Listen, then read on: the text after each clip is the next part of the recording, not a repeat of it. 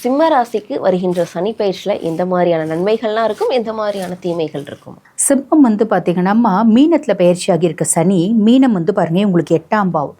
8ஆம் பாவம் அப்படின்றது அஷ்டமஸ்தானம் அப்படின்னு சொல்லுவாங்க. அப்போ சிம்மராசி அன்பர்களுக்கு பார்த்தீங்கன்னா சனி பகவான் அஷ்டம சனியை வர அஷ்டம சனி அப்படின் போது 7 நாட்டு சனியில் 7.5 வருஷம் என்னென்ன மாதிரி பிரச்சனைகளை கொடுப்பாரு, அதை 2.5 வருஷத்தில் ரொம்ப ஃபாஸ்ட்டாக கொடுத்துருவார்.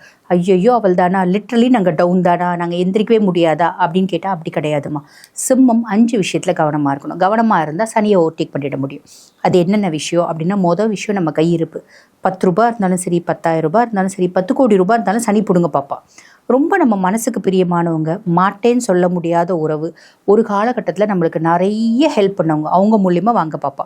இதோ கொடுத்துட்றேன், இப்போ கொடுத்துட்றேன், நாளைக்கு கொடுத்துட்றேன், நாளைக்கு கொடுத்துட்றேன், வந்துட்டே இருக்குன்னுலாம் சொல்லுவாங்க. கொடுத்துட்டோம் அப்படின்னா 2.5 வருஷம் திருப்பி வராது.